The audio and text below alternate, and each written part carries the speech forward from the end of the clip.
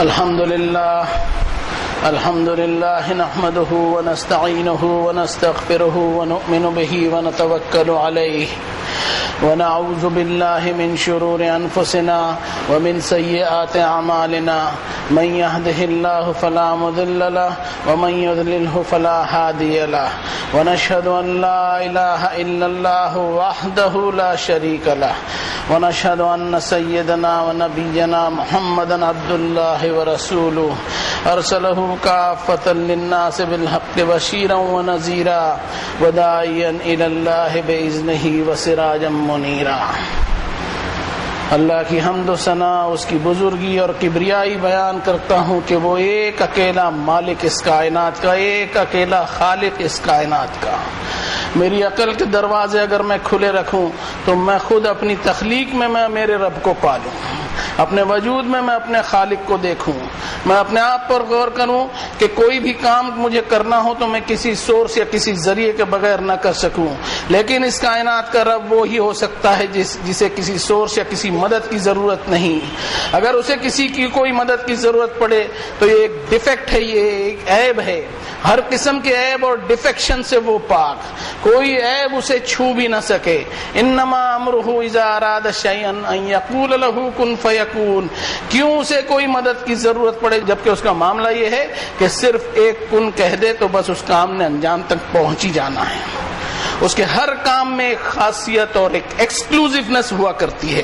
اس کی creative activity جو ہے وہ کوئی ٹائم ڈیپینڈنٹ نہیں، اس کی تخلیق کوئی وقت کی محتاج نہیں۔ اس کا کریٹیو پلان کسی انسٹرومنٹ یا ساز و سامان کا بھی محتاج نہیں کہ یہ بنانا ہے تو اس کی ضرورت پڑے، یا فلاں چیز بنانی ہے تو فلاں چیز کی ضرورت پڑے، ایسے حالات ہو تو فلاں کام نہیں ہو سکتا ہے، ویسے حالات ہو تو یہ کام نہیں ہو سکتا، ایسا بالکل نہیں ہے۔ ہر ایک چیز کا وجود، ہر ایک چیز کا ایگزسٹنس اور استتو اس کے کمانڈ کا محتاج اور اس کے آرڈر کا محتاج۔ The moment he wills a thing, it becomes his word or command۔ جس پل اس کا ارادہ ہو جائے، اس کا ارادہ ہی اس کا کمانڈ بن جائے۔ اسے کسی چیز کے لیے کوئی سیکنڈ تھاٹ یا کسی نظر ثانی یا کسی ایکسپرٹ اوپینین کی ضرورت نہیں۔ فسبحان الذی بیدہ ملکوت کل شیء والیہ ترجعون۔ تو سبحان ہے اس ذات اقدس کی جو ہر عیب سے پاک ہے، سبحان ہے اس خالق کی جس کی کریشن کی خاصیت اور ایکسکلوزیونیس کو کوئی چیلنج نہیں، سبحان ہے اس واحد القہار رب کی جس کے قبضے میں ساری بادشاہتیں ہیں، اور سبحان ہے اس مالک کی جس کے دربار میں سبھی کو اپنی موت کے بعد حاضری دینی ہے۔ اس وحدانیت میں، اس توحید میں اگر ذرا سی بھی ملاوٹ ہو تو اس وحدہ لا شریک کی شان میں گستاخی ہوگی۔ لوگوں نے اس کی توحید کو تو مانا، اس کی وننس کو تو مانا، لیکن انہوں نے دیکھا کہ انسان جب کوئی کام کو انجام دیتا ہے تو بہت سے لوگوں کی مدد سے انجام دیتا ہے، کئی سورس اور ذرائع کی مدد سے انجام دیتا ہے۔ اسی بنا پر انہوں نے اللہ کے مددگار اور شریک فرض کر لیے، اور اس طرح ایک ایسی بوگس بات مان لی گئی کہ اللہ کے بھی کچھ قریبی لوگ ہیں جو اس کی مدد کرتے ہیں، اس کے دربار میں اثر رکھتے ہیں، اور ان کی سفارش اللہ قبول کرتا ہے۔ اور اس طرح ایک عقیدہ چل پڑا جس سے اللہ تعالیٰ کی وحدانیت کا انکار ہوتا ہے۔ ضرورت ہے کہ اس کی وحدانیت کو ماننے میں کوئی جھول نہ ہو، کوئی اگر مگر اور کنتو پرنتو نہ ہو۔ ایک سیدھی لائن اس میں ذرا سا بھی ترچھا پن آ جائے تو آگے چل کر ایک بہت بڑی گیپ اور دوری پیدا ہو جاتی ہے۔ ٹھیک اسی طرح اللہ تعالیٰ کی وحدانیت کو ماننے میں ذرا سا بھی اگر جھول ہو تو آگے چل کر شرک کی گہری کھائیوں میں انسان ڈوبتا چلا جائے۔ ان ساری باتوں کا اقرار کرتے ہوئے ہم گواہی دیتے ہیں کہ جناب محمد الرسول اللہ صلی اللہ علیہ وسلم اللہ کے آخری نبی و رسول ہیں، جن کے قلب مبارک پر اللہ نے اپنا آخری کلام نازل فرمایا، جس کے مطابق انہوں نے یہی توحید کی تعلیمات دنیا انسانیت کو دیتے ہوئے انسان کے شعور میں اس بات کو جگایا کہ انسان اپنی تقدیر کا مالک خود بننے کی کوشش نہ کرے، اپنی زندگی کے اصول خود طے نہ کرے، اور اپنی مرضی سے اپنے خود کے لیے حلال اور حرام طے نہ کر لے۔ لیکن ایسا محسوس ہوتا ہے کہ یہ دنیا اپنی مرضی پر چل رہی ہے اور اپنے آپ کو ایک آزاد مخلوق سمجھ رہی ہے، ہر قسم کی فکر سے بے پرواہ اور بے لگام زندگی گزارے چلی جا رہی ہے۔ افغیر دین اللہ یبغون ولہ اسلم من فی السماوات والارض طوعا وکرہا والیہ یرجعون. حالانکہ اس دنیا کا سارا قدرتی نظام پکار کر کہہ رہا ہے کہ اس دنیا کے ایک اکیلے خالق و مالک کے سامنے زمین و آسمان کی ساری مخلوق فرما برداری کے ساتھ سبمٹڈ اور سرنڈرڈ ہے، اس لیے کہ ہر ایک کو اسی رب کے پاس لوٹ کر جانا ہے جس کی پکڑ اور جس کی گرفت سے کسی کو کوئی فرار حاصل نہیں.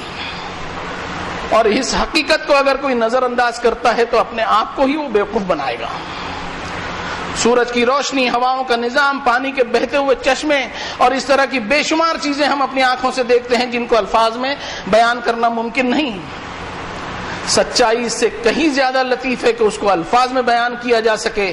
سچائی یہ ہے کہ جہاں الفاظ ساتھ نہیں دیتے وہاں سے حقیقتیں شروع ہوتی ہے. یہ سارا قدرتی نظام ایک خاموش زبان میں انسانیت سے کچھ کہنا چاہ رہا ہے، لیکن انسانیت دنیا پرستی، لاپرواہی اور بے فکری کے شور میں اس کو سن نہیں رہی ہے.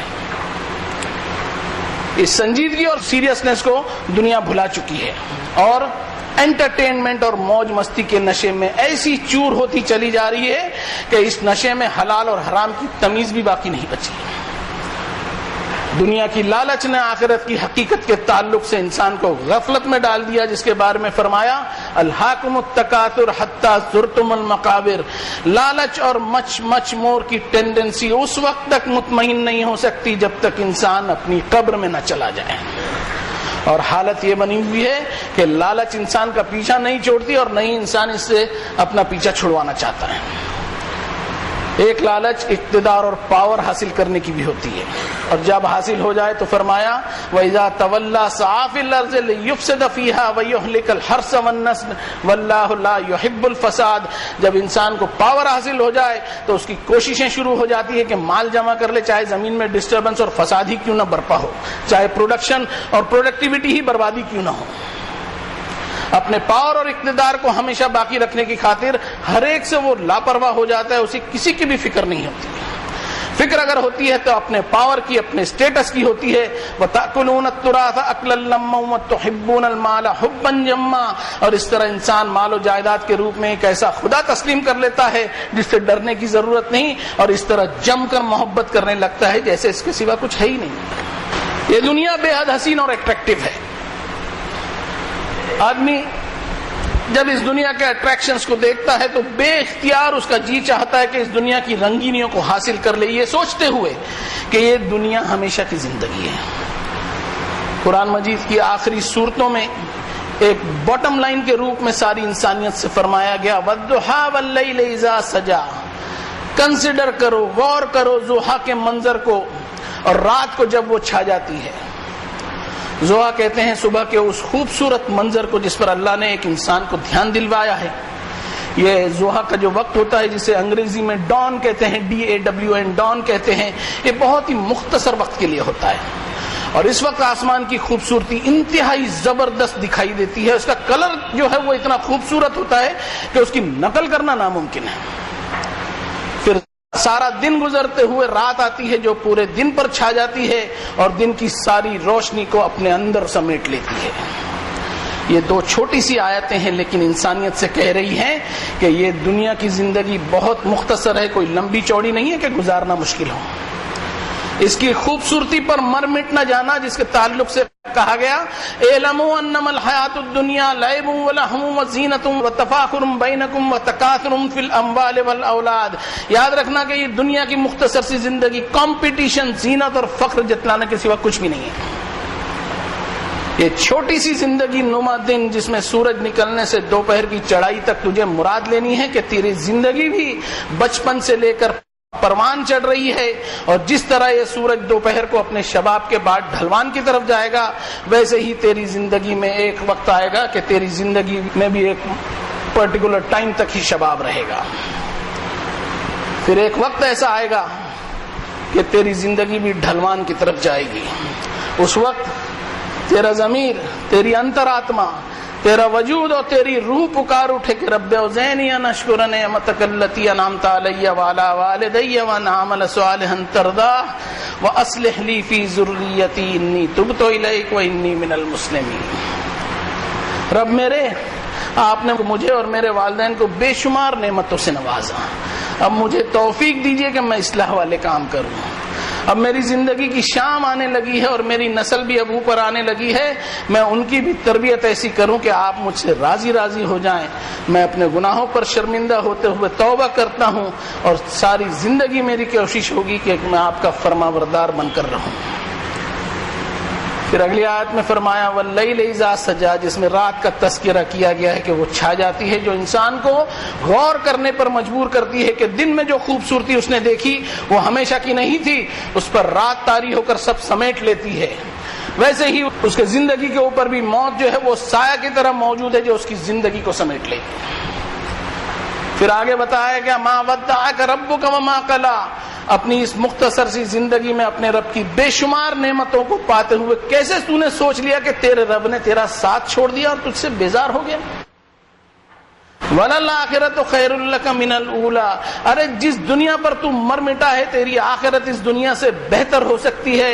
وَلَسَوْفَ يُعْطِيكَ رَبُّكَ فَتَرْضَىٰ، تجھ کو تیرا رب وہ مغفرت عطا کر سکتا ہے جس کو پا کر تیری خوشی کا ٹھکانہ نہیں ہوگا. کیا تو دنیا کی زندگی کی کچھ محرومیوں کی ایسی شکایت لے کر بیٹھ گیا کہ تجھ کو تیرے رب نے اگنور کر دیا؟ ایسی سوچ تجھ میں کیوں آئی؟ الم یجد کا یتیمن فآوا، کیا تو نے غور نہیں کیا کہ تو بالکل بے سہارا بے یار و مددگار تھا اور اس نے تجھے پناہ دی؟ ووجدک ضالا فہدی، کیا تو ہدایت کی تلاش میں کھویا ہوا نہیں تھا کہ اس نے تجھے ہدایت سے نوازا؟ اور اتنا ہی نہیں، ووجدک عائلا فاغنی، تو ضرورت مند تھا، اس رب نے تجھے غنی اور بے نیاز کر دیا.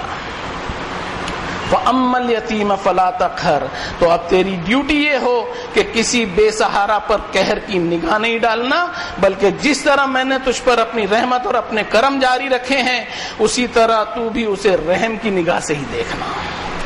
وَأَمَّا السَّائِلَ فَلَا تَنْهَرْ، تو نے مجھ سے اتنی دعائیں کی، تو نے مجھ سے کیا کیا نہیں مانگا، میں نے تجھے کبھی احساس نہیں ہونے دیا کہ تو بار بار میرے در پر آتا ہے، میں نے تجھے کبھی جھڑکا نہیں، تو بھی کبھی سائل کو کبھی جھڑکنا مت، مانگنے والوں کو کبھی دھتکارنا مت، معافی اور درگزر کرنے والا معاملہ رکھنا.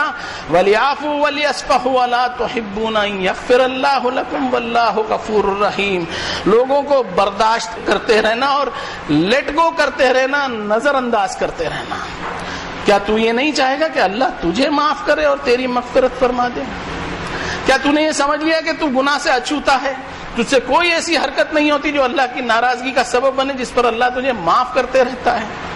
وَأَمَّا بِنِعْمَةِ رَبِّكَ فَحَدِّثْ، اور ہمیشہ یاد رکھنا کہ میں نے تجھے ہر وہ چیز عطا کی ہے جس کی تیری فطرت محتاج ہے. ہمیشہ میری نعمتوں کی تحدیث اپنے ذہن میں رکھنا اور ان نعمتوں کو چرچے میں لاتے ہوئے اپنے مہربان رب کو یاد رکھنا. اور یہ بھی یاد رکھنا کہ میں وہ مہربان رب ہوں کہ عطا کرنے میں کبھی تھکتا نہیں، اور تو وہ ناشکرا انسان ہے کہ نعمتیں پانے کے بعد بھی اپنے رب کا ناشکرا بنا پھرتا ہے. تو میرے تعلق سے تو کبھی کوئی شکایتی سوچ نہ رکھنا اور ہمیشہ میری نعمتوں کو یاد رکھتے ہوئے شکر گزار بندہ بنے رہنا. اپنی محرومیوں پر دھیان نہیں دینا بلکہ اللہ کی نعمتوں کو چرچے میں لانا، تو کبھی تجھے محرومیوں کا احساس نہیں ہوگا. لیکن افسوس کی بات ہے کہ دنیا کا یہ معاملہ نہیں ہے.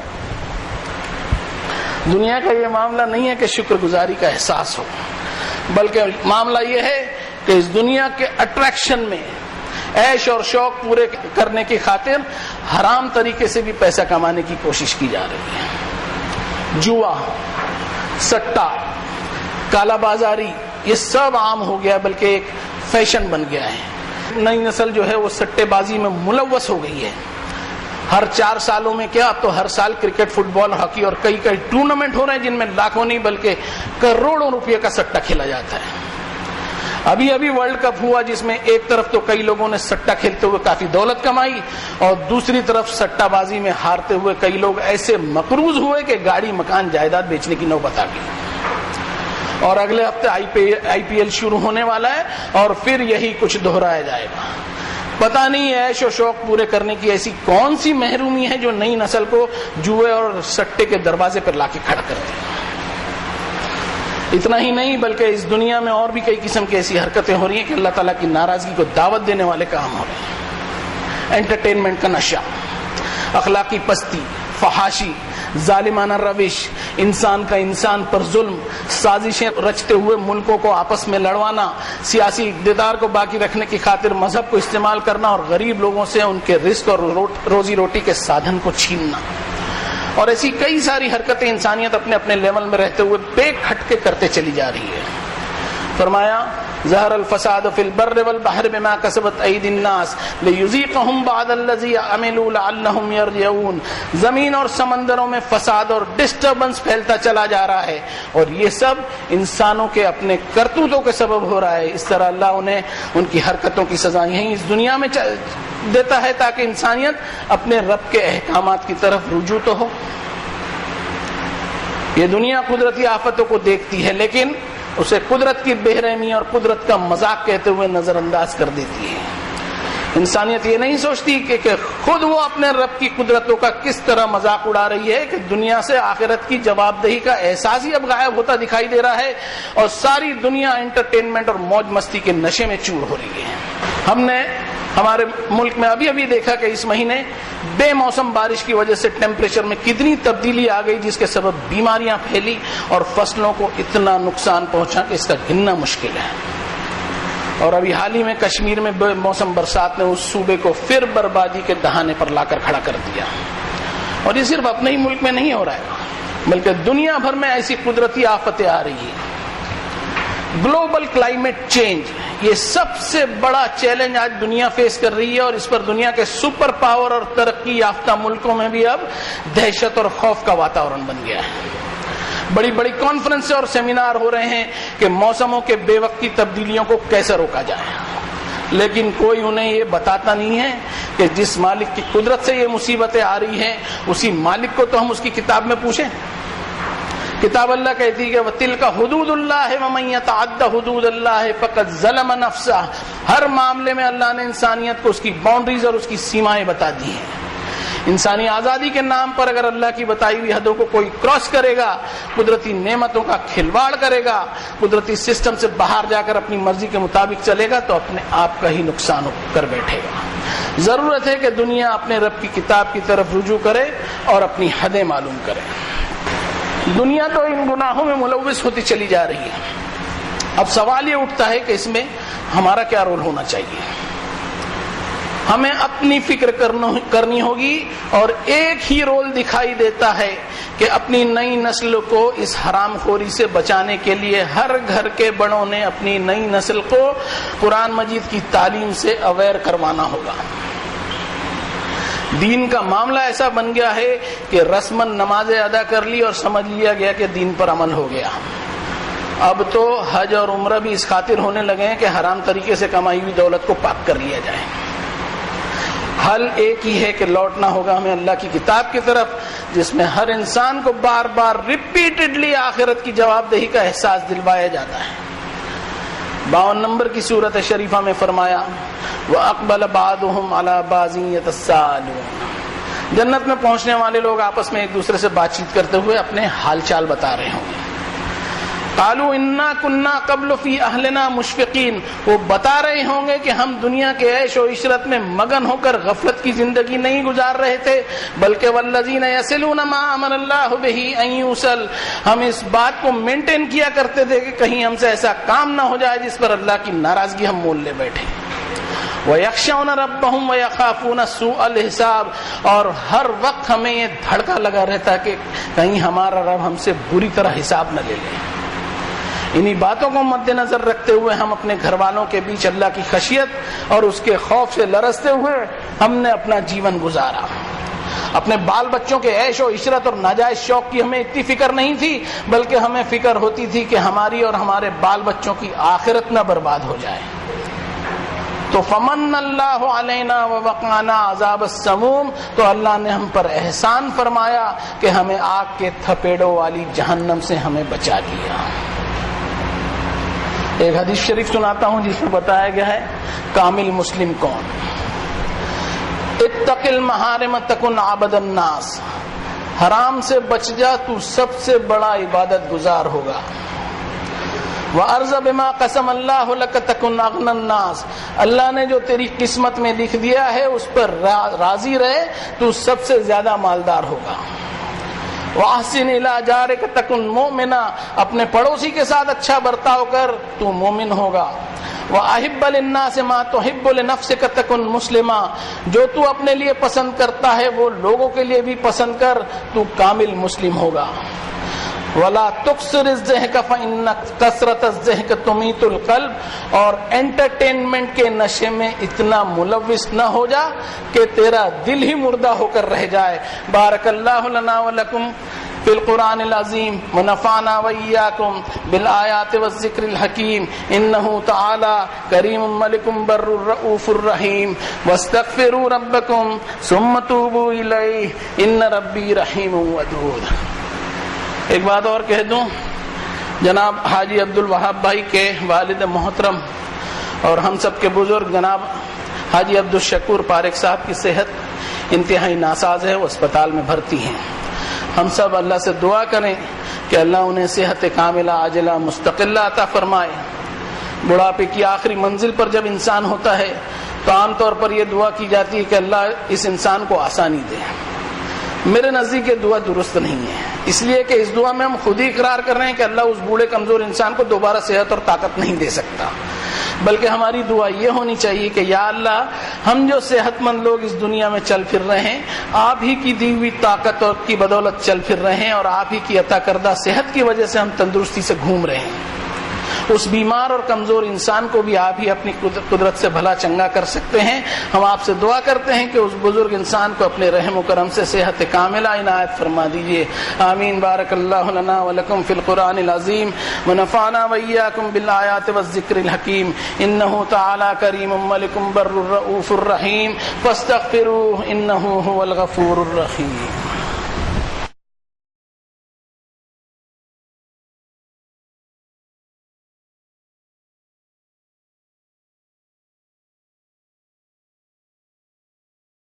الحمد للہ وحدہ والصلاة والسلام علی من لا نبی بعدہ۔ اعوذ باللہ من الشیطان الرجیم، بسم اللہ الرحمن الرحیم، ان اللہ وملائکتہ یصلون علی النبی یا ایھا الذین آمنوا صلوا علیہ وسلموا تسلیما، اللہم صل علی محمد عبدک ورسولک النبی الامی الذی جاء بالہدی والفرقان، وصل علی جمیع الانبیاء والمرسلین وعلی الملائکۃ المقربین وعلی اصحاب رسول اللہ صلی اللہ علیہ وسلم وعلی ازواج رسول اللہ صلی اللہ علیہ وسلم وعلی اہل بیت رسول اللہ صلی اللہ علیہ وسلم۔ ربنا لک الحمد انک انت السمیع مستجیب الدعوات، ربنا انت ولینا فاغفر لنا وارحمنا وانت خیر الغافرین، ربنا انک من تدخل النار فقد اخزیتہ وما للظالمین من انصار، ربنا فاغفر لنا ذنوبنا وكفر عنا سيئاتنا وتوفنا مع الأبرار، اللهم أيد الإسلام والمسلمين، اللهم انصر من نصر دينك الذي جاء به محمد صلى الله عليه وسلم واجعلنا منهم، اللهم أرنا الحق حقا وارزقنا اتباعه وأرنا الباطل باطلا وارزقنا اجتنابه، اللهم أرنا الأشياء كما هي، اللهم هين علينا سكرات الموت، اللهم أخرجنا من الظلمات إلى النور، ربنا تقبل منا إنك أنت السميع العليم وتب علينا إنك أنت التواب الرحيم برحمتك يا أرحم الراحمين۔ عباد الله اتقوا الله رحمني ورحمكم الله، إن الله يأمر بالعدل والإحسان وإيتاء ذي القربى وينهى عن الفحشاء والمنكر والبغي يعظكم لعلكم تذكرون، اذكروا الله العلي العظيم يذكركم واشكروه على نعمه يزدكم ولذكر الله أكبر والله يعلم ما تصنعون۔